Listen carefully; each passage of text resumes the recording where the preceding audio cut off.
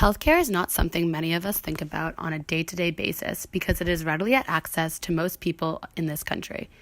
However, for a portion of the population, this is not the case. Often as Americans, we do not even choose our own healthcare. It is selected for us by our place of work. However, for many Americans who do not have a steady job, or for those who are not permanent citizens, access to affordable health care is a battle with many nuances that must be addressed in order for all people of the U.S. to feel safe and secure. Healthcare covers a broad range of vital treatments that are necessary for living in modern America. The issue at hand is that without healthcare, it is very difficult to function and survive in the U.S. if injury or illness occurs in a person, and due to the fact that the U.S. does not have uniform care for all of its citizens.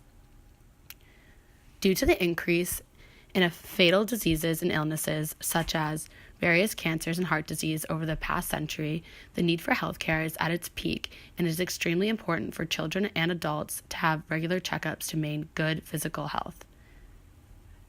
As an undergraduate student at Elon University studying public health, I have done extensive research about this project, and I believe it is a subject that, as students, we must educate ourselves about in order to come to conclusions and solutions for this issue to improve our overall future. In the U.S., most people seek healthcare privately because little to no cost healthcare programs such as Medicare and Medicaid were not properly enacted to care for those who could not afford private healthcare until 2014. And still today, there are many issues concerning these acts due to an increase in taxes and poor quality care. Private healthcare in the U.S. can be very expensive, and many factors such as the rise of chronic diseases such as obesity and high administrative costs keep driving the prices higher each year. This leads to a massive amount of people who are uninsured and have to seek out care conducted by the government through programs such as Medicare and Medicaid. In 2016, 55% of the nearly 32 million non-elderly uninsured are people that consider themselves minorities by race. Minorities in the U.S. are highly affected by the issue of lack of affordable health care, especially of those that are not fully citizens of the United States. In 2008, Hispanics under the age of 65 were less likely than non-Hispanic whites to have health insurance, 66.7% compared with 87.5% respectively. Limited English proficiency is a barrier to quality health care for many Americans. Of the 281 million people age 5 and over in the United States, 55.4 million individuals reported speaking a language other than English at home. Many of these people also lack health insurance. The challenge for us as a society in the United States is to explore how we can overcome the divide and develop high-impact strategies for both healthcare providers and their patients. It is absolutely crucial that we move beyond simply acknowledging these issues related to patient access to identifying significant solutions that remove barriers to optimize healthcare.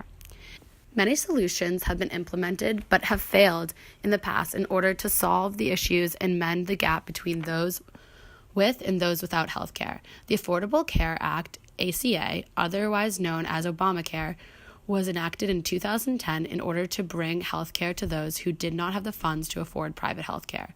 The issue with the Affordable Care Act is that most people still get their insurance through their employer and have little to no say in what plan they are receiving.